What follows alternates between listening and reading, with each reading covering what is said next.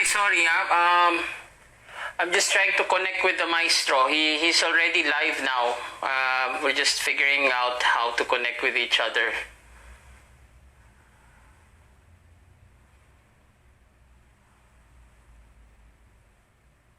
It should be.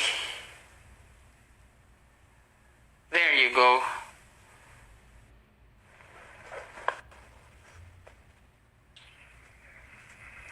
Ciao.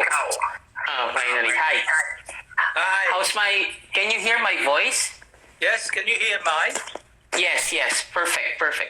Okay, let's wait for maybe 5 minutes. Then we can start. How's your lunch? Have you finished your lunch? I haven't had lunch yet. Oh, okay. I had breakfast and then I'll have a dinner tonight. Okay. We All just right. come back.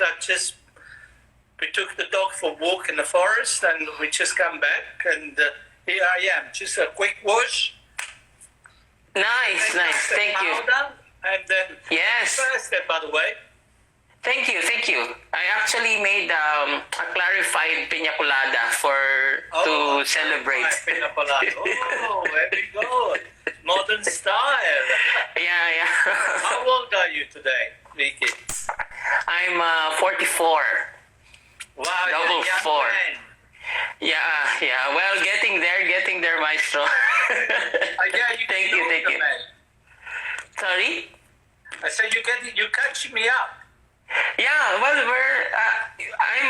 you're half the how many years in the industry? You're 40 years. I'm half of that. Well, not really. 54 years in this industry. Okay. Well, my research is not accurate, I guess. Well, I started 40 years ago at the Dukes, yes, in 1982. So, London, it is about 40 years. But before that, Okay. I started in 1966. I'll show you afterwards a picture of me as a child working behind the bar. So I'll tell you. That will be great. Okay. I think we can start. Okay. So, good evening, everybody. Welcome to Toma Sessions Live. This is your host, Richie Cruz, and it's a very special day. Apart from being my birthday, we're honored to have with us a legend, a world-renowned bartender, recognized all over the world. Just so to mention a few of his accolades. Well, he is an industry. He got the Industry Legend Award 2015 from the Imbibe Personality of the Year, and then Professional Excellence Award way back 2014, and then the Helen David Lifetime Achievement Award. And of course, I will always remember his breakfast martini. In fact, maybe in the future, I will do a video actually with a twist of the breakfast martini, because marmalade. I'm a fan of blueberry and strawberry marmalade also. So you do jam, but more than a marmalade. Yes. So it's okay. Welcome to our viewers. Thank you for having me. Thank you. So, ladies and gentlemen, without further ado, the cocktail maestro, Salvatore Calabrese. All right. So, thank you. Yeah. Well, maybe for starters, Salvatore, maestro, can you tell us when did you start your career? Well, today you celebrate 44 years of your life, haven't you?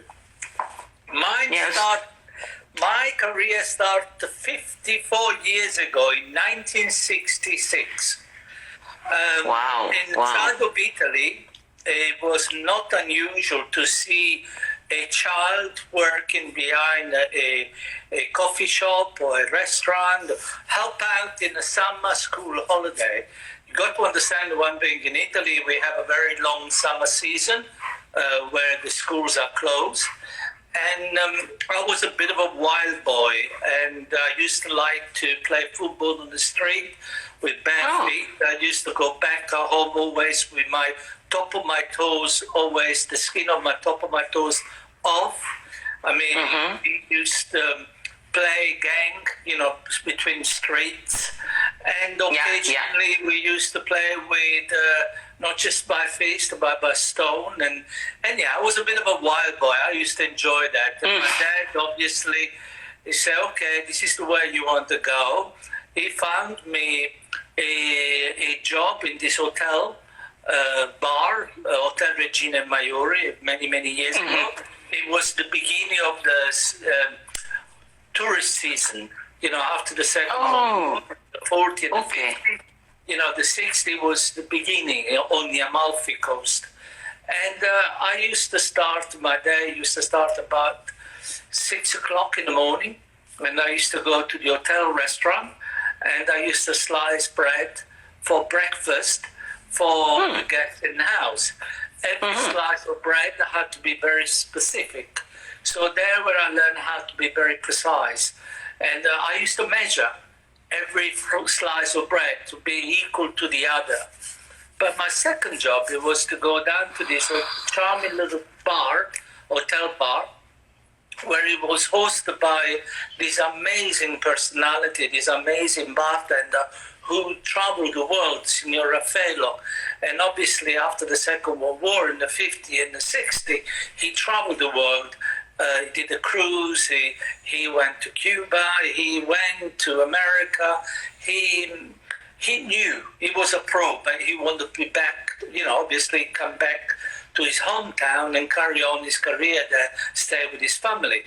And I learned a lot from him. Actually, I've got to show you a picture. Okay. A little picture here for you to see. So just in case if you guys don't believe me, that I started in 1966. This is me at the age of 12. Can you see it? Yeah. Oh, wow. Me pouring two perfect Coca-Cola even at the age of 12. That was the bar.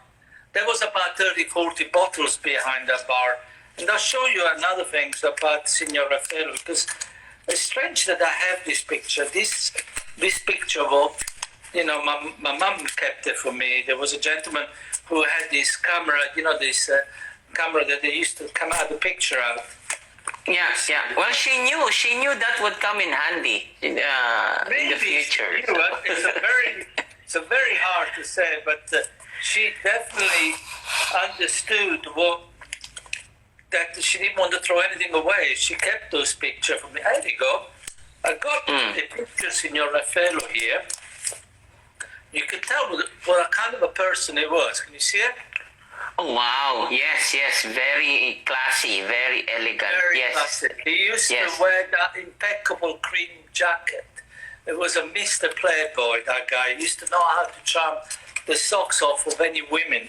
And then from me, I don't know if you can see it, that is me behind the bar with him. Can you see how small I am? Yes.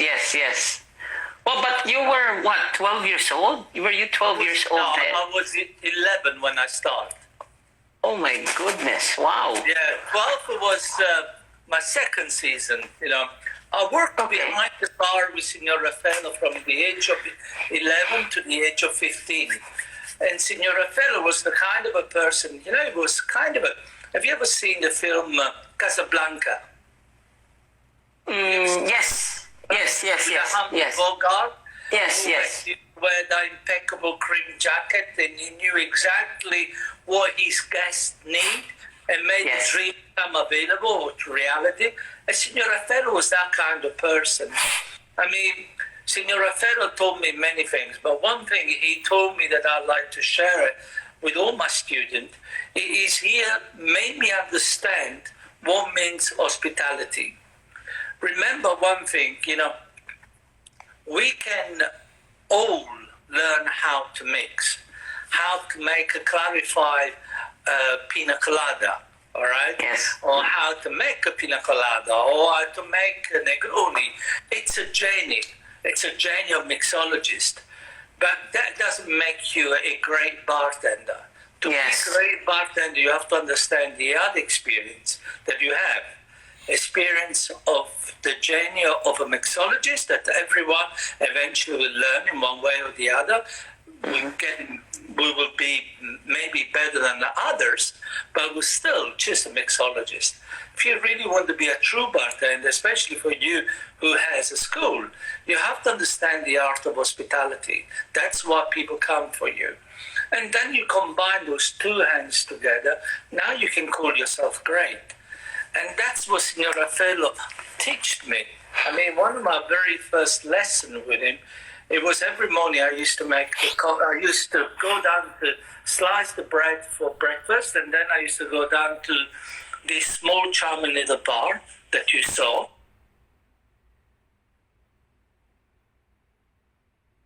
And there I used to switch the coffee machine on and then clean up the bar. But by 8 o'clock, I used to bring the coffee to the kitchen, to the chef. And as I was a child, I used to walk into the kitchen, I used to say, "Good morning, Chef Alphonse," be respectful. And the chef obviously never used to raise his eyebrow on me, always used to be a very serious man, and used to wait for his coffee. But one day, as I walked into the kitchen, I said, "Good morning, Chef Alphonse," very cheerful. And he was not sitting as the usual place, but he was cleaning a very large fish. As he looked at me, he said, "What's so good about it?" And he grabbed the fish and threw the fish on me. So I finished off with the fish on top of me, facing down, because I was such a small man, small boy. Yes, yes. He came over to me, picked up this fish and walked away. And I was even curious at that age to know, what did I do to upset this gentleman, this person? Yes. So when Signor Raffaello came, I told him the fishy tale, the fishy story. And he he gave me one of the best lessons that, as I say, I like to share, because he told me, you did not understand the mood. And that's what it is. It's not up to us to interact with the guests in a way that we like to interact. What we need to do is to understand the person who is in front of us and see if he wants a bit of a sunshine to be brought to him. That means you've got to be cheerful. Or does he want me to say, "Hey, good morning, sir, how are you?" to you, "Good evening." And then eventually, little bit by little bit, you break the ice and then you bring the sunshine to them. The beauty of the bar is one of the greatest theater that anyone could encounter. The better you act, the more the people will come for you. And that's what it is. It's the element of drinking, of making a drink. It is just an artful that we choose to do. But it's how you give that artful to somebody else. I understand. Yeah. My question is, I'm intrigued. How did your parents react when you were working at such a young age? I mean, how was the culture that time? 12 years old or 11 years old. Nowadays, I don't think. I mean, there was a time that parents will react. It was a very different time. Both of my parents were working. They used to have a delicatessen. And it was not unusual, as I said to you, to see a child working in the summer season. It was a way of life. It was a way of help the family. It was a way to bring a little bit of yours to the house. It was a way of growing up. And every summer I used to do that. It was a kind of a culture, and I'm glad my dad did that. I mean, as I said, I wish you could see me now, talking to you guys. I mean, I lost my dad at the age of 12.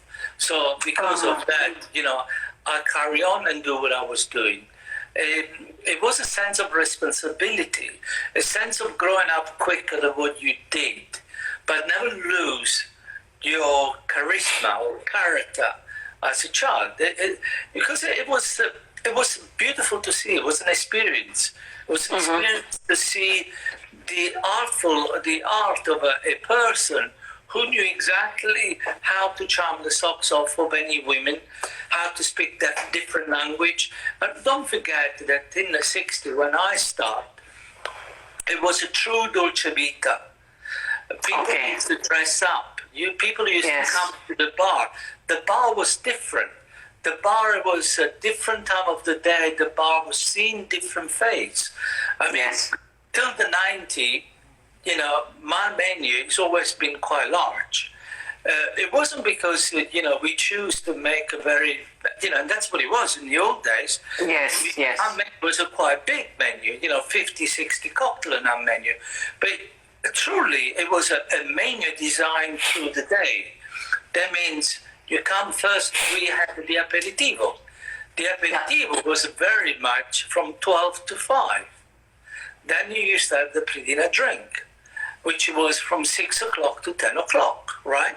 People used to come for that kind of different style of drink that helped you to go before dinner or whatever, or from 6 to 9. And then used to be the after dinner. So what you used to do is to create a menu that had 2, 3 cocktails that they were good for first thing in the morning. The Bloody Mary, for example, or the Virgin Mary, or something that it was restorative, or bullshot. Many of you don't even know what is a bloody bullshot. Do you know what is a bullshot? Or bloody bull? Bullshot. Yeah. Bloody bull, yes. Or bloody bull, Bloody bull, this type of drink that now they truly don't exist. And then they used to go to the aperitivo, which used to be the Americano, the long drink, everything. The aperitivo was a cocktail which was based with vermouth or wine base, right? So it would be the bamboo, the sherry, the Adonis.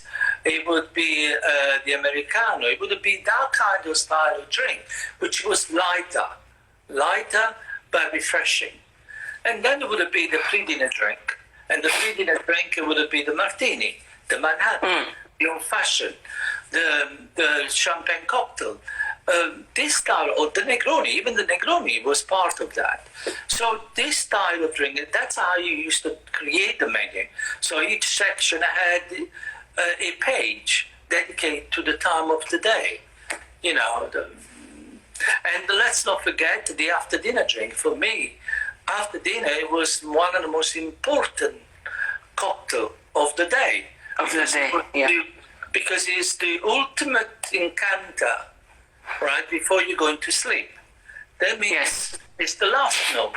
You ate too much, you need a digestive, a stinger. When was the last time somebody does a stinger? Or, you haven't eaten a sweet, and your girlfriend wants something sweet. The grasshopper, the brandy Alexander, many of those drinks that we seem not to use no more. We seem to start at 6 o'clock and we seem to finish off with the same drinks at 1 o'clock in the morning. We don't have this beautiful culture of understanding what we should give and create for the customer. That's why many of the classics, we're talking about it, but we don't necessarily call for it. Not in the bar. Yeah, no, I understand this. Well, especially now everything is quick. So unlike it's not only quick, before, everything is personal. Everything is personal. Yes. Everything Now is homemade. That means whatever you do there, Richie, I will not be able to do it.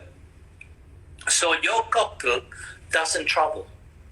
Your cocktail, because it's so much yours, and you have made it so simple that somebody else around the world can reproduce it, all right? Because it's such an incredible cocktail. Your cocktail would never become to be a classic, or maybe the consumer can't take it to another bar. It's like what we used to say, my breakfast martini. My breakfast martini has become to be a modern classic because it's simple to do. It has an incredible name that it sticks in your mind, right? But there are ingredients that anyone around the world could find and do it. It's gin, orange liqueur. It is citrus, fresh lemon juice, and marmalade. Now, you told me that you like to do a twist by use of blueberry and, and what did you say, blueberry and? Or strawberry, yeah. Or strawberry. Yeah, so, imagine since I create breakfast martini, how many twists around the world, a lot of bartenders around the world start to use jam or marmalade. So yes. Okay. Another thing about your early years, who influenced you? I mean, there were many. I mean, was that a culture thing also in Italy during that time, or are there who influenced you to be a bartender or to work in a bar? Well, I didn't choose the bar chose me, right? My dream was to be a naval officer. But unfortunately, at the age of 17, I was doing the school for to be a naval officer. I love the sea. I really truly love the sea. And I had an incident on my left eye, which left me almost blind with my left eye. So I failed my physical test, right? And so I could not join the Navy. I could not do what I want. So I choose to carry on at the age of 17. Well, my second choice, hospitality. And at the age of 16, I moved into the restaurant. And by the age of 21, I became to be the youngest maître d' on the Amalfi Coast. Yes, Amalfi. And then I started to go abroad. I started to travel when I was youth. Then eventually I met my wife, holiday romance, and I started to go to England. And then eventually I thought, well, why do I do a season in the UK and a season in Italy? And it was so I decided to make a career in the UK. And in 1982, I decided to go back behind the bar, and I find this job as a bartender at the Duke's Bar. The Duke's Bar was not known what you know it today. Duke's Bar was totally unknown. No one never used to know about the Dukes. And I think what I did, I worked there from 1982 to 1994. And I developed a history in that bar. I made that bar the bar of the world. The liquid history, Yeah, which every one of you talks about, the liquid history and the martini. You got to understand that when I started in that bar and I took over that bar, it was only 6 tables, right? No music, no nothing. So people were not talking about the Dukes, right? And I've always believed that if you want to make sure that somebody will talk about you, you must make sure that you're looking after the house. And the house will look after you, all right? So I was working at the Dukes, and with 6 tables, I could only put maybe 20 people in my bar, no more. So I could not work with quantity. And I had the percentage of the revenue. The bar was making an average between £400 to £500 a week on those days. So I started to figure out what could I do to make the difference, right, and to make more money. So I thought Duke's, very historical name, London, very historical city. I was facing a painting of the Duke of Wellington, which you think about the Waterloo Battle, 1815. So I definitely had a lot of history around me. But, what can you do with history? You can see it and you can read it. You can see it and touch it. But one thing you can't do is tasting it. So my idea was to give it to few people in the world the experience to taste the liquid history. It was have an idea and put it to life is 2 different things, because you have a lot of tasks to do. I had to figure out what I could sell by the glass. Obviously, it could not be wine, or it had to be a distilled spirits. What was the most important spirits in those periods, which was cognac. It's not like today. Cognac was a very important culture of the after dinner. And it's a noble spirits, and I love cognac. So I started to do a research what I could sell by the glass. And I remember that a few years before, I encountered 2-3 very old bottle of cognac with a date. And it was a bottle of 1893, I think, Berry Brothers 1893. And so I knew they were available, but I had to go and find them. Now, that was not easy. So I started to go to all the wine distributor, like Berry Brothers or all wine shops. Suppliers, yes. And some auction house, and then eventually I find a collector who was prepared to sell his collection, and that's what I did. And I took that bar from £400 to £500 a week to up to £10,000 per table. Okay. Wow. But how did you? I mean, you probably did a lot of research in order to convince the management of your program. Well, the management was not happy with me, to be honest with you. Hold on. Okay. No worries. When I brought this idea of selling liquid history, they turned around and I said, "Go away. First of all, how much is this going to cost? Secondly, will you be able to sell it?" And I am a true believer that if you have a position as a leader, to make the difference about your place, then you should have the opportunity. And I'm a very stubborn person, Richard. If I believe in something, then I want to be proved wrong. So, first of all, they told me no. But I was lucky in a way because the owner, Mr. Rapp, he used to come to the bar. He actually had a Filipina girlfriend. Okay. Yes, and the place to meet, it was in my bar. And he liked me. And one day I was talking to him and I said, "Mr. Rapp, listen, I have this idea.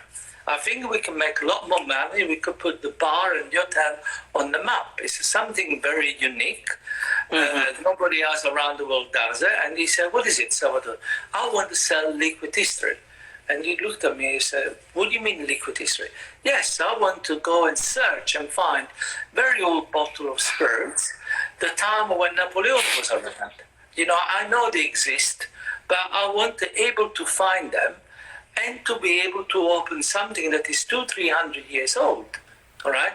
And give the experience to one person around the world to taste a true liquid history." He loved the idea. He said, "Go ahead, I'll give you the blessing. I'll support on your idea, and I will invest in that." So you can imagine how popular I was with my management team. Yeah, I went above their head. But yes. because exactly. I find my very first bottle of cognac was a bottle of Hein from 1914, the beginning of the Great War, the First War. We men very stupidly were going to war with each other, and the women were left to produce one of the greatest years, especially in cognac and vintage.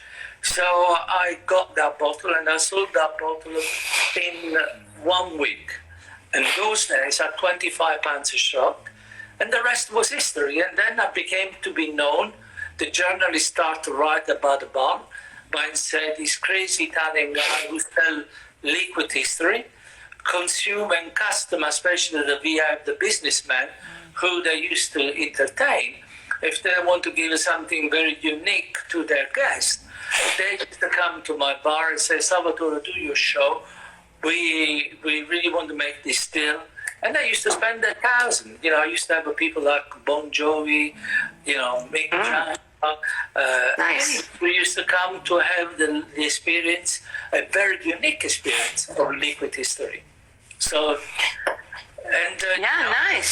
The bar became to be known for the liquid history, but really, truly, what really made me, it was my direct martini, my martini. And, my martini, the Duke's martini? No, not the. Can you tell everyone also, including me, the recipe of that? Well, the Duke's martini is very, very famous around the world. It has the reputation to make the best martini cocktail on the planet. And I always say it took God 6 days to create the perfect world. It took me 5 to create the perfect martini, right? And this started in 1985, yes, in 1985. Okay. I had a customer who used to come to my bar at the Duke's, stayed at the Duke's, you know, he was a gentleman from San Francisco. His name was Stanton Delaplane. And he used to come in the middle of afternoon, and the very first day, he was a very specific, he wants his dry martini. And he told me on the very first day, he said, may I have a very dry martini, but very, very cold? And that was, of course, Mr. Delaplane's what I did. I put the ice in a mixing glass and stir longer than normal, so to make it very cold. And I used to provide him with the very first martini. And he used to say, yes, it's cold enough, but it's not dry enough. Then he used to ask for the second martini. I always used to have a 2 in the afternoon. And so I used to make it less cold, but more dry. And he said, yes, this time it's dry enough, but it's not cold enough. Cold enough. And the same again, it was on the second day, on the third day. Now, if I would be an arrogant bartender who thinks he knows it all, I could easily say to this gentleman, listen, this is the way I make my martini. You either like it or you don't like it. That is the door. Go and find it somewhere else. This is the way I make it. But for me, I learned in my career that there is our task, yours, mine, anyone who's in hospitality business, it is to fulfill the expectation of the person that is in front of you. So whatever the person in front of you wants, please try to make it, because eventually you never know who you have in front of you. All right? Yes. So I persevere. I persevere to making sure that I could fulfill the expectation of this customer, who every day used to say, yes, it's cold enough, but it's not dry enough. Yes, it's dry enough, but it's not cold enough. And on the 4th days, it was on the Friday, and here in the UK we have a tradition to have a fish and chips on the Friday. And I went down to the staff canteen, where there was a kitchen porter who was very specific how much malt vinegar wine wants on his chips. He used to pick up the chips and move them away from the plate, one dash, and they used to eat it. And I thought, well, that is clever. Now I know how to make it drier, control the vermouth. So I washed the bottle, and I put dry vermouth inside. Now I need to make it colder. The Duke's is still the same size, the bar is the same shape that it was many years ago. The only thing, the difference is a bigger place, because the bar is extended into the kitchen.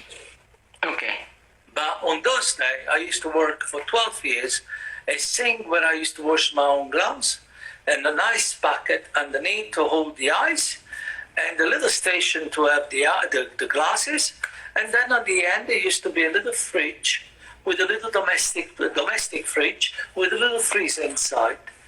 And inside this freezer I put a bottle of gin and 2 glasses, because Mr. Delaplane, would always have to make it colder. That's the idea, because I couldn't understand to help to be colder.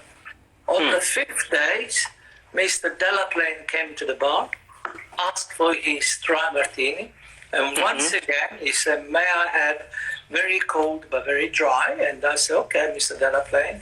I took the glass from the freezer and I put it on top of the counter. I took the bottle from the freezer, and then when I thought, instead to go and put it directly in the mixing glass, I pour it straight into the glass, lay the vermouth on top of the gin. So I pour the frozen gin into the frozen glass. Then I lay the vermouth on the top, and then I had the twist of lemon. Now the vermouth played this part. The vermouth played this part because it was cold. It had aroma. To make anything that, whatever ingredient that you use, it doesn't matter in a small quantity or large quantity. Whenever you marriage something, you have to make sure that the marriage is perfect, in perfect harmony with each other. That means the vermouth, by laying on top of the gin, because it was the lightest part, the gentleman, Mr. Delaplane, had the aroma. And then when he was tasting that, because it was floating on top of the gin, he had the hint of the gentle taste of the vermouth, right? He finished the first drink and he didn't say anything. He asked for the same again, and because he did not complain, I decided to make the same way. Yes. And he had one sip and he walked away. And I thought, well, this guy for 5 days, he told me, yes, it's dry enough, but it's not cold enough. It's cold enough, but it's not dry enough. And now he just walks away. You got it, yeah. But few hours later, he came back down and introduced himself for who he was.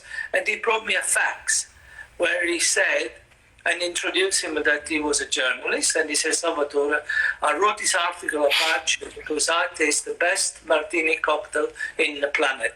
And every time he used to come in London, he used to write about it. So much so that the bar became to have a reputation. And people used to write about it. And then the New York Times and the Times wrote that my martini was the best in the world. So much so that I even had Her Majesty request for me to make the wow. So I can say that my martini has a royal crest. And Salvatore Martini took different presidents of the United States. So, a drink creates my reputation. But the most beautiful part of that is that today, because you should never be bigger than the place, and today the Duke's, Alessandro Palazzi, still is there and still makes my dry martini. The very cold and very dry. Okay. But what's your, bravo, so your martini is a twist of lemon. Mm-hmm. But what's your take on, have you ever used olives? Listen, the martini is in two different elements. If you want to be oily and you prefer the olive, you have the olive. But olive doesn't give you anything. It doesn't give you aroma. It doesn't give you nothing else. Only when you bite the olive, then you drink it, you like the olive. That's why people, when they say olive, you either choose a large olive or you choose to put 2 or 3 small olives inside. All right? So it has its importance. I prefer the twist of lemon because that's the way I used to make it. All right? I still make it that way. And I bring the lemon from my own town, from the Amalfi Coast, which they are the best lemon in the world, especially the zest. It's a very sweet, fresh. So Okay. Nice. Okay, so I learned something today. Let's go to the Amalfi. I haven't been to Amalfi Coast, although I did work in the cruise ship. So I've been to Civitavecchia, and the Vatican. This is my book about cognac. This is one of my books about cognac. This is in a British library. Okay, as a reference. It's called Cognac as Liquid History. So all right. You can find it on Amazon for any one of you is interesting, or you can buy some of my books. I wrote many books. All right. By the way, just to shout out, we have guests here already. So I saw Daniel Nevsky and then also Eddie of Cocktails for You. If you were there during our conversation about the best mojito, right? You were actually with them. Yeah, saying that you will have a competition on producing the best mojito sometime soon, right? So, so Daniel is there. And then Lester, when he competed in world class, so I'm sure you remember Lester from the Philippines. And then Lennon from Discovery Primea, he was asking what was your inspiration again for the breakfast martini? Well, the breakfast martini, we all have a dream. As a bartender, we have a dream. Is to able to immortalize ourselves with a great cocktail in 100 years' time, somebody was still talking about it. And I think I have done that with my breakfast martini. The breakfast martini I created in 1996, but this is thanks to my wife. And my wife sees me first thing in the morning. So it's not this good-looking man that you see that it took me 2 hours to do makeup to make sure that I look sharp on you. But my wife sees me first thing in the morning, and in those days, I used to come back home very late, and she always used to say, "Why don't you have a breakfast?" For me, it's about coffee. Give me an espresso first thing in the morning. I'm a very typical Italian guy, and leave me alone to wake up. But she sees me first thing in the morning, and I'm not a pretty size first thing in the morning, especially when I'm very tight, Yeah. One morning she saw me, and I used to refuse all the time. I said, no, it's okay, I'll leave it. And one morning she didn't do no more. She presented me with a toast with a marmalade on top, and she gave me a command. And she told me, have it. Now, guys, I will suggest you, everyone around the world, if you want to have a very long relationship with your wife or with your woman, you know when to obey. There is a time that you should know when to obey. And I knew that day that I had to obey. So I didn't do no more than bite into this toast with marmalade, orange marmalade on top, which had that bitter, tangy flavors. So I bite into it. It really played with my taste buds. It really played on my aftertaste. And it was very very attacking, in that. And I always work with different flavors. I worked with garlics, I work with balsamic vinegar, I work with chili, I work with many different ingredients to know how to merit them. Ingredient that on those days, it was not about rota vapors, it was not about how to clarify your pineapple, pina colada. It was about the element that you could find anywhere. So that really sparked me. So what I did, I kidnapped the marmalade and I took it to work.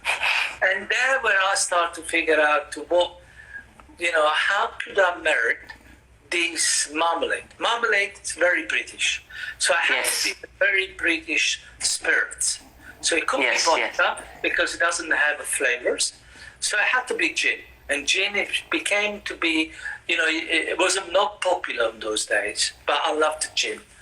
So I used gin because of the juniper flavors and the element of natural spicy, the element that we have into the gin. It has character, and it was married very well with the marmalade. Now I had to bring sweetness. So the sweetness I brought it with a liqueur. Control those things. Yes. Control, or orange liqueur. Orange liqueur. Or you could use a triple sec, triple sec. But so that was my sweet part of it. Then there was, I need to bring a little bit of sweetness to break the sweetness and the bitterness that I encounter with the orange marmalade. Yes. So that's where the lemon juice came from. And then I put a teaspoon of marmalade, which I dissolve before shaking, because when you shake, you put marmalade in and you shake, the ice will crystallize the marmalade. So you need to make sure that you dissolve the marmalade first. Just so for 20-30 seconds, just stir it, allow the marmalade to dissolve, and then you start to shake it. And then I shook. Now the clever part of this drink, it was not because I used an unusual ingredient, but it was because the name. And then I immortalized the cocktail with a name, breakfast martini. Bravo. You can imagine when the consumer or the customer will read the menu and read breakfast martini. What is that, right? Yes. Then when they taste it, they start to taste it, the clever essence of the combination, how it was combined, this cocktail, which gave you quite a dry essence, and from the gin, had the hint of sweetness, so it was a jelly on the palate, right? Dry, sweet, citrus, and then bitter linger, which is stays on the aftertaste. And remember, when I judge a cocktail competition, and which I judge your colleague, your friends, for the guy from Philippines, he knows that I'm not the easy judge to please. And the simple reason is because I truly want to make sure that whoever I judge, he has to give me a Jenny. I really need to understand this work of art. right? And the only way to understand his work of art is to break his cocktail as I taste it. That means I close my eyes and I go into a zone. And the zone is the journey that I want to encounter. From the beginning, when that drink hits my lips, that is my childhood. I never taste that drink. It's like tasting milk. First encounter with milk, right? So my lips is my child in myself. Then it goes in the middle palate. There where I start to break that drink. I start to figure out the integrity of that drink, the complexity of that drink, right? What does it tell me? And as a young person, right, what do? Young person, you think you know it all, but you have to wait. You have to wait. You start to understand what zings you, what makes you moody, what gives you the smile, right? So in the middle palate, you pick up all the flavor, all the essence. It's like a canvas of flavors, and it really plays. And that balance. So that's what I'm expecting when I'm tasting cocktail. But the most important thing is the aftertaste. Because now I grew up to be a wise person. And the aftertaste is the most important essence of any cocktail, of any spirits, of any wine. Because it's a lingeries in your aftertaste, in your aftertaste. That means if it's linger and it gives you the right note, right, you don't rush to go and retaste your drink. You wait. Yes. You wait. It's now the canvas, the spirit comes alive. So the better the spirits, the more the reflection of the aftertaste, right? So this is what I expect, and this is what I judge when I judge a competition. When I was, I could truly be proud to say I was the person who sparked or started the idea of world class with the challenge, the different challenge. When Johnny, Jamie Walker came to me, who was in charge of with the idea of the world class, he asked me, Maestro, we want to run this competition. And don't forget that I was the president United Kingdom Bartenders. UKBG, yeah. UKBG and the IBA, so I understand the competition. But every competition is about the drink and never about the bartender. So how do you say that, and sometimes not the best bartender will win the competition because you're judging something that is blind. So you don't know the creator. If you think about the daiquiri, who created the daiquiri? It was an engineer. So truly, I'm not a bartender. But the other day, we were talking about the daiquiri. All right? So it is a fluke that somebody creates something magical. So I come up with this idea of different challenge to pick up the bartender work, right? What I was saying to you before, the art of mixologist, the art and the craft of a bartender should combine together. How he behaves, how he presents his drink, how he makes sure that drink becomes to be something that I really want, right? And and plus, it was a fantastic competition. It still is, because it brought iconic people like Del DeGroff, myself, Fedorelli, Gary Regan, God bless his soul, right? Yes, we, Bueno San, San. So it brought us together as a panel, and each one of us knew exactly what we were looking for. So it was a rule, and competition like that, like even Bacardi competition, or the legacy. Mm-hmm. They are very, very important because it gives us an opportunity to shine, and so today we are recognized for who we are, artists of work. Correct. I agree. By the way, Maestro, if I may cut you, we might be cut, so I'm going to reset this again for questions and the wrap up. So I will end and then reset this again, so at least we can start, because Instagram cuts I'm pretty sure you know that, because I always see you in Instagram. In fact, that's my next question. Okay, guys, so we'll be cutting this I will reset this again, so at least we can entertain questions and do a wrap up. When in 2 minutes? 1 minute? 1 minute. 1 minute. Okay, so I'll end this now and then I will turn it on again. Okay. Ciao, ciao. Just go and get something. Okay.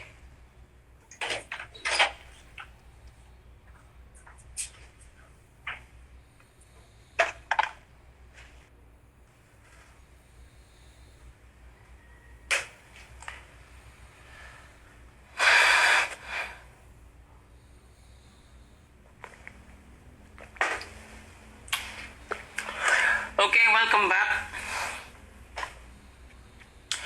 Welcome back, everyone. So, for this stretch, I'll be asking a few more questions, and then I'll leave the floor to you. Okay, so shout out John Mark, Rev Paraba, I am Gloria Chan, Baron of Booze, Sir Ancheta, Champ, Keep Shaking, then Georgine, hello, Cholopot, Jake Tender, Jerry Boy. Thank you guys for tuning in.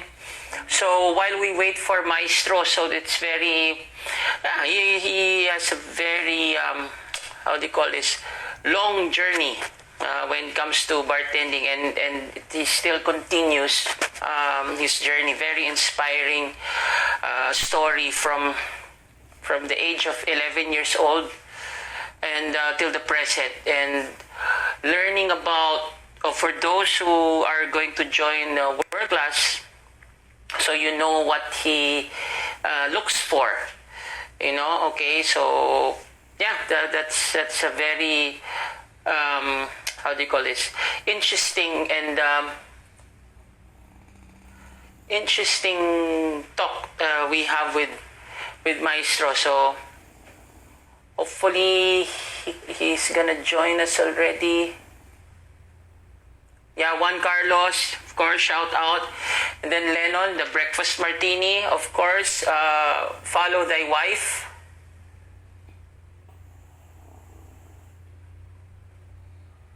Follow thy wife, as he gave us an advice about that. And yeah, the Juke Hotel. So it's all about Bart. Yeah, there he is, Maestro. All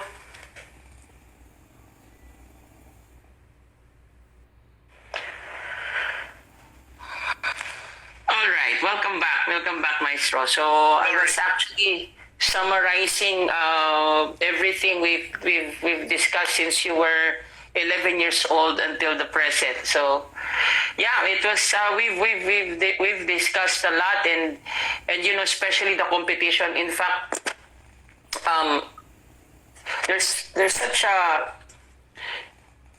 a term that, because I started late in the game of competition. Once upon a time, I was the one organizing competitions here in the Philippines.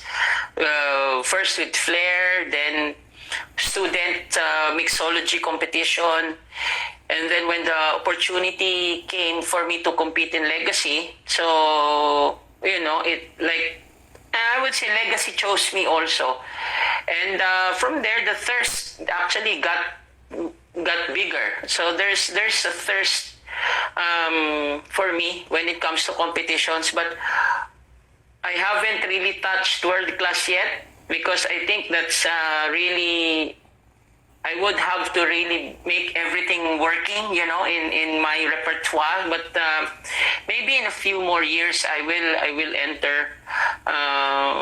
Why not? It's never too world late. class. Remember, the shaker doesn't have this. It does not know who's shaking him. It Exactly. does not know how old somebody is. It does not know what sex he is, what color he is. He just wants to be shaken with love. Right? Exactly. So Exactly. it doesn't really matter, how old you are, what you do. And yeah, Yeah. I've got some questions, because I don't want to let people lose the opportunity to ask me questions.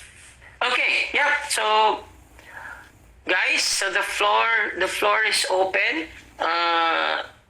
Any questions from from our audience. Okay, where did you get your shaker? We have one here. Where did you get your shaker? What do you mean? This is my shaker. I designed the shaker. This is called the Calabrese shaker. It's a beautiful shaker. If you look, can you see it? Yes. Yeah. A lovely shaker that it's a perfectly balanced. Yeah, in fact, it's tricky. It's tricky really to buy. Well, okay, that reminds me of a Parisian shaker, right? Well, you can see on my website, the Cocktail Maestro. You know, if you go to Cocktail Maestro, you will see that there is Urban Bar who does all my cocktail ware, all my barware. My cocktail shaker comes in two pieces, 90 cl, the big one that you saw, and the other one is 60 cl, the same shape, easy to lift and easy to open, the perfect weight of metal, of steel, the one that makes sure that it goes cold outside, but no moisture goes inside. This is a new shaker. This is called the Bar Bullet. Can you see it? Yes. Nice. This is the answer to the dry shake, because I get very annoyed when I see bartenders do the dry shake every time they take wine. Because what they do, they don't put ice in the shaker. By not put ice in the shaker doesn't get sealed. So when they shake, they spray all over themselves, right? Yes. Or they do the reverse shake. That means they Reverse shake, yeah. first, then they pour it out. It's a nightmare. It takes forever. We never used to do that. This is the answer to the dry shake. You put 2 ice cubes, only 2 ice cubes inside. Inside there is a spring. Can you see it? Yes. Oh, nice. Wow. Okay. Yeah. Now this spring, when you close it, you put 2 ice cubes, the drink. Now you close it, it seals perfectly, it doesn't splash. And now can you hear the noise? The spring, the coil, yeah. The coil inside the spring is whipping. It goes up and down, and it's whipping the egg white and everything inside. And then it creates the perfect white foam, which should be about a finger on top of the drink. It was a drink, yeah. Right? And to drink it, because if it's a sour, the liquid needs to be seen. When you do dry shake or reverse shake, what you do when you pour it, you don't see the liquid, you don't see the spirits, you only see foam. The idea of the sour is the head, right? The head which we will drink and face is part of the structure. And this creates the perfect head, the perfect foam on top of the drink. And this elegant, it takes 15 seconds to shake, to whip, right? Yeah, I like the sound, the coin, yeah. You just whip, right? And this is my new tool. This is called the Bar Bullet. You can have because it looks like a bullet. Yeah. Your design, you can have anything that you want around, but this is a beautiful, magical shaker. Okay, guys, the Bar Bullet, okay? So check out the website of the Maestro. You can find it there. It's a fantastic shake. It really is. I mean, yesterday I was, thanks to Cocktail for You, I did a takeover with Frene Frizioni. And we made Bianca Sour, this one, my liqueur, Bianca Sour. Mm-hmm. That's my new liqueur. It's called Acqua Bianca. Can you read it? Yeah, Acqua Bianca, yeah. Acqua Bianca. It's a beautiful liqueur. So I done a Bianca Sour with that. It was fantastic, really fantastic. Any other question? Yeah, actually, Carol was saying we should have it in the Philippines. Have you talked to any potential distributors here with regards to that, to bringing that here? I'm open to introduction. So you're going to be my agent, Richie. Okay, why not? Yes, okay. So I know a few distributors here. I'll hook you. My Acqua Bianca is that it's a very unique liqueur. It truly is. It's every liqueur around the world, they have the herbal flavors, They are the nutty flavor, they are the chocolate flavors. But, when I was trying to make my new liqueur with the Kuiper, I tried to figure out how I could be different and unique. And I was hitting a wall.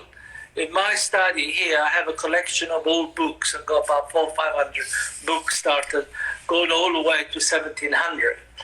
And when I could not figure out what to do to be different and unique, yes, I could make the best chocolate liqueur in the world, or definitely the best lemon liqueur in the world, but is it unique? No, it's not unique. So what I did, I went and looked into books to find an inspiration. And in one old recipe, a punch from 1700, was called for an ingredient that was very unique, ambergris. And I thought, what is ambergris? Ambergris is something that is very used in perfumery. Okay. The best perfume in the world use ambergris. Okay. If you want Chanel No. 5 or Gucci, that's what makes it expensive. Ambergris is something that naturally is expelled by the wells. And it's like a golden nugget.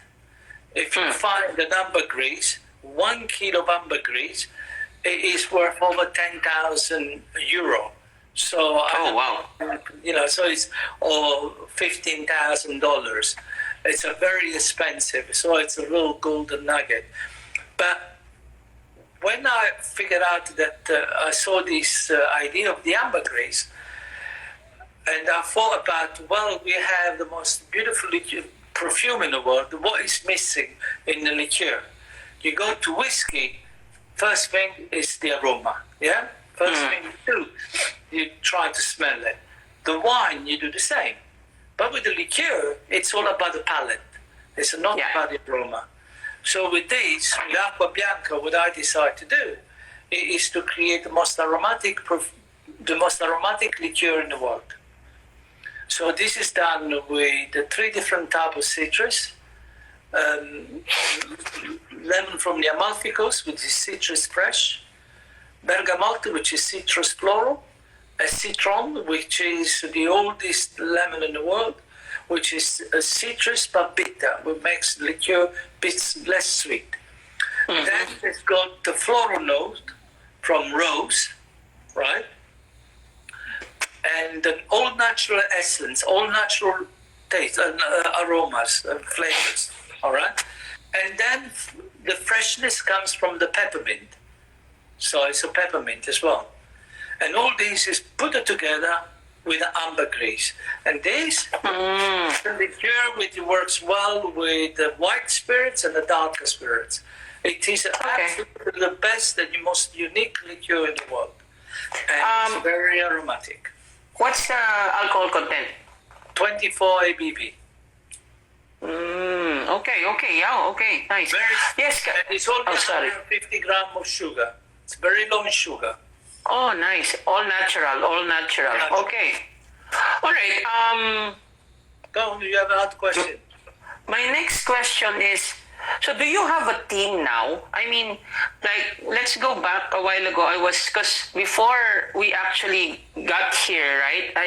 I see you in different times in Instagram. I mean, you've been guesting in different, in all of our friends' Instagram, right? So, how do you keep up? Do you have like a team who's taking care of the schedule? I mean, that's tough, I mean, the Instagram. I'm an old dinosaur when it comes to Instagram, you guys. If I would have been more clever, maybe I would have hundreds of thousands of followers. But I've only been doing Instagram for the last couple of years. But I do have a team. I have an agent. I have marketing people. So I have my team that work with me at the Donovan Bar and the other bars. I have people like Maurizio Palermo, who's my right-hand man, which is Mr. Host, Mr. Hospitality. He's the guy who is a great leader and is somebody that I adore and very respect. I have a lot of respect for him, and he's a great leader, as I said. Then I have one of the finest mixologists that there is in the world, and also a great leader. a student which has been with me for 6 years or more than that, 7 years now, Federico, who for me, there is no better person who knows how to create incredible drink to give you an incredible journey. But it's not just has an incredible aspect of understanding mixologists, but he's also an incredible person to know how to host. Remember, in my bar, it's not about just the drink, it's everything. For me, what is important is not the drink. The drink is just an element of all what we're all about. What makes a bar is not the drink, but it is the people inside, right? And it doesn't matter how beautiful the house is. My bar is a beautiful bar because I'm in Mayfair. But I always believe that what makes the place is the people inside. So it's reality. It's about the first and the last encounter. To know how not to make someone invisible, create a special moment for somebody, make a dream come true. I'm responsible for many wedding and many divorce. The divorce is not been my fault, only because I had a good time and I met a girl. It was not me to choose, but certainly I made sure that somebody got in love, somebody be happy. This is the beauty of the bar. I always say the bar is one of the greatest theatre that there is. The better we act, the more people come to us. Exactly. Okay, Carol says you're an inspiration. Okay, so my next question would be, let's go to the operation. We weren't able to touch this. Do you have any pet peeves as a maestro?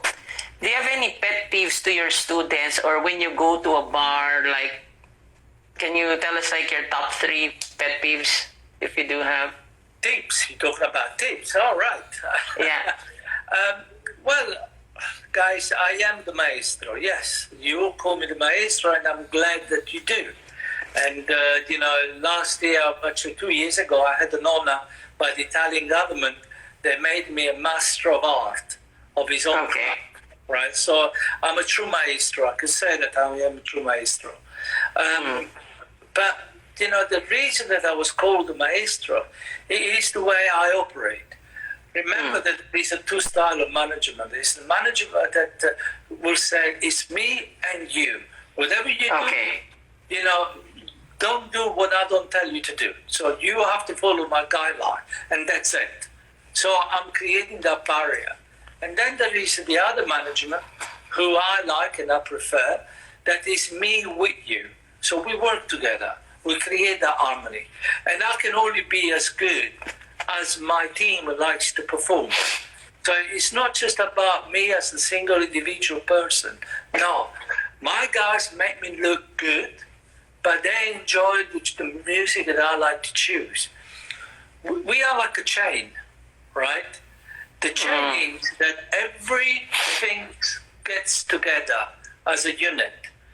And each one of us is important, from the barback who will clean your glass. So be respectful, because if the glass is not good or clean, it doesn't matter how good you are making a drink. You can never make a drink and pour in a dirty glass. So be respectful to your barback, because the barback is the future of our industry, all right? So we are in a skill, whatever we learn, we should give it back. We should never be selfish to keep something for ourselves. It's about sharing. Being a past president of the United Kingdom, one thing that I used to love is give and take. There's a bartender to bartender. We are a community, a beautiful community. What we do, we are the core of any hospitality, because when people will come to our bar, they know they're coming into a place that they can relax, that they can have a good time, they can meet a friend, maybe they can meet their future wife or their future boyfriend. And we need to be at the center of attention. That means don't be the blind, Okay, no customer should be an invisible person. When my bartender works, I want every 20 seconds they have to raise their eyes and scan the room. See one person that is looking lost. Give it eye contact, right?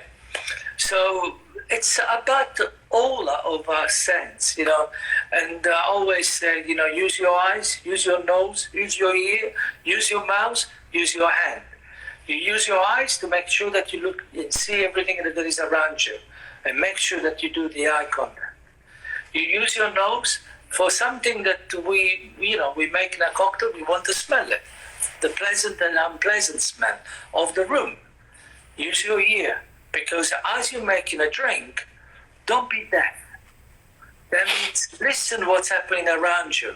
Somebody might drop a glass, it's a smashing glass. React quickly. You hear a conversation that maybe you don't like to hear, so react and maybe stop that conversation before it becomes to be worse. Worse. Use your mouth, because it's your biggest tool. You soon smile. You say, welcome to my home, because that is your home.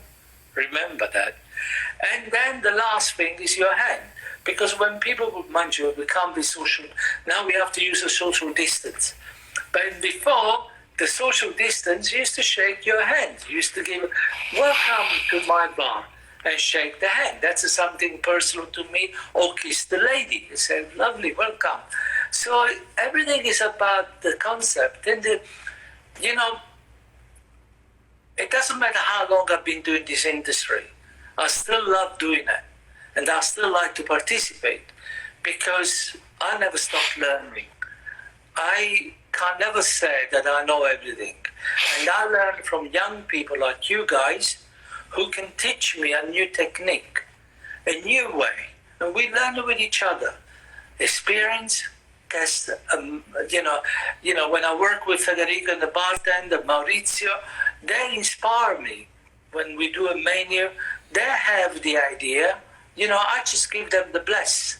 They have to come through me, but I give them the bless. Everything that they do is their inspiration. It's their menu. I just put the seal. It's like a royal crest, Boom. Yes. Yes. Give it the seal. So this is what it is. Okay. Since you mentioned already the social distancing, what's your opinion about how's the bartending industry after COVID? Guys, I've been to 5 different financial crash. I remember 87, the Black Monday. My God, that was terrible. Then 94, 97, then 2008 and 9, which closed my bar when I opened up my bar, Salvatore 50, one of the most beautiful bars in the world, and it was a very successful bar. But the financial crash closed that, because the people around me could not support the building. So I was part of this big building, right? So I had to close, but it doesn't mean, it's a proof of character. I'm always in opinion that whenever anything that hits you, you should stand up and say, our parents, our grandparents got it worse. Guess what's the war they went through? They did not know what the war was ending. We definitely will know that this will end. We definitely will know that eventually we will reopen. Maybe we can cautious. Yes, we need to be cautious. Maybe not as blooming, because we had it for so many good years. The history of bartenders of the bar has been at harem, all right? We need to open and be more aware. Remember when you will open now, I learned 2 skills, art of mixologist, art of hospitality. I think the art of hospitality will be stronger now. It will be stronger because somebody who will come and see you, they really want to come and see you. And they will not come and see you just because they want to have a drink, but they want to feel safe. Your duty will be to making sure that those people who will walk into your house, because it is your home, all right? It is, they feel secure. we need to understand how we can provide a drink with less touchable that we have. That means my old school, it was not to touch anything that it goes into the drink. So the ice is not to be touched at all. The garnish is not to be touched at all. The old school is wherever you touch the glass, you don't touch by the rim. Maybe we use a different style. Maybe we will use a bachelor service where you let the customer pick up his own glass. We can implement different things, but we know that it's not going to be long. Once this cue has been found, we're going to create the biggest cocktail culture in the world. That means everyone around the world will make one drink that they can be shared all throughout the world. That means it's a drink that everyone around the world could make it. And we will say, fuck you, coronavirus. Yeah, for sure. Sorry my swearing words. No worries. It's really, that's why, I agree with you. At the end of the day, it's about standing up. In fact, we coming back stronger than what we were before. Because we will come out with much more shoulder to understand, what we miss. We miss our bar. I miss my guy. I miss my team. I miss the other home, my other home. Okay, so I think we don't have any more questions. I'm going to tell you a story. All right. Okay. Which I like to finish with. It's a story that I like to share. It's not because I'm telling this story because I want to be a big shot. I think that it's a story that makes each one of us, to understand how valuable we are, how special we are. Guys, I've been in this industry for 54 years and I still love it and I still want to be part of it. Okay? Remember, what makes a bar is us. It is your work of art, your artistry to create something so magical in the format of a glass, right? So you're definitely an artist of work, but we should not forget who we have in coming through our door. I'm going to tell you a story. Many, many years ago, I had one of my good friends and customer, Stevie Wonder. He follows me anywhere I go. One day, as he came into my bar, I had the opportunity to tailor-made a cocktail around him. He loved champagne and he loved something soft with champagne. So I created a cocktail which was called Champagne Wonder. As he was drinking this Champagne Wonder, he was truly enjoying himself. I had my pianist play the piano, Brian played the piano. And as Brian was playing the piano, Steve was rocking his head, right? As he was rocking his head, I went over to him and I said, Steve, would you like to play? And he said, yes, Salvatore, I would love to. So he stood up, I took him to my piano, and there where he played for over half an hour in my bar. Now, nice. imagine how magical that was for my customer in that bar to listen Stevie Wonder truly play, because he was enjoying himself. It wasn't just about one song or two songs. There was a length. It was showmanship. But what was more special for me, more magical, it was that at the end of the evening, when he stood up to leave, I went and said bye to him. And he stopped and started to applause. And I said, Steve, what's that for? And he said, from one artist to another. And that's what we can be. If we love what we do, and we do it with such a passion, that we're making sure that our home is the home for any star, okay? Because you are the center of making sure that anything that can happen in your bar is a magical space and place for anyone.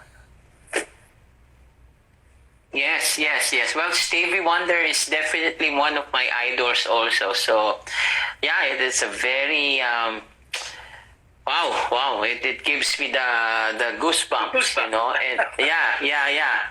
So, yeah, okay, I was just reading a comment from Carol. All right, so again, I think, well, do you have anything to promote, Maestro? So, No, I don't want to promote anything. I mean, guys, I'll show you my liqueur because I'm very proud of that. I think it's a very unique liqueur. I'm sure okay. you will enjoy it. I'll show you my new shake because I think it's a great answer on the dry shake. But listen, the only reason, Richie, first of all, happy birthday to you, my boy. Thank you, thank you, thank you. Very, very happy. Thank you. For many more days, okay? We yes, yes. For 10 anni. That means for another 100 years. Yes. Now, what I like to say, the simple reason I say yes, I'm happy to talk to you is because I know what we're going through. We're going through some very difficult time. But please, guys, remember, that is a proof of our character. It is a proof of what we stand for. Many people came to our bar to share their story, in a good way or bad way. That means we should still keep our chin high, because what you're going through, I'm going through. But exactly. I know that soon we will have the go-ahead to open up our door. It won't be easy, but anything that we create, it's not been created in a day. You know, we can recreate. We can remake it. We can look for better ways. We will use our smile more because we know how desperate we are to smile to the person who's in front of us, because we miss that smile. We miss that social moment. And I only hope to everyone around the world, please be safe. Enjoy the time that we will encounter in the future. Exactly. So with that, actually, we hope you can visit us again in the Philippines. You know. Yeah, Ryan Asidao. Ryan is there, our brand ambassador for Diageo. So, yeah, we'll see. I'll vouch for that. Let's to the world class once again. Tell him. Yeah. Okay, Ryan, you heard that, huh? You heard that. So, in fact, actually, the world class boys or the Diageo has a program also every Thursday. I think that is. And one thing you got to say about Diageo, they did amazingly so, because they were the company who really put the bartender on the platform. Yeah, I agree. Say thank you to a company like Diageo who are able to look after us. And we need to look after a company like them because they're believing on us. All right? Yeah. So they understand our skill, they understand our art, and I can only applaud them. Okay, Ryan, bravo, Diageo. Well, you know, like I said here now, everyone is really contributing. Toma Sessions, like I told you, was born out of the COVID virus. It's the good thing that happened with this pandemic, and I think it will continue because as bartenders, you know, we need information and inspiration at the same time. We need yeah. So actually, I'm pretty excited because on Wednesday, we'll have, actually, she's here a while ago, Caroline. Caroline Rosen. Yeah. I love it. Yes, so... When you see and talk to her, you will understand the personality of a great woman. She is absolutely the biggest house in the world. That's why she's in charge of Tales of Cocktail, because that is the biggest voice that we could have.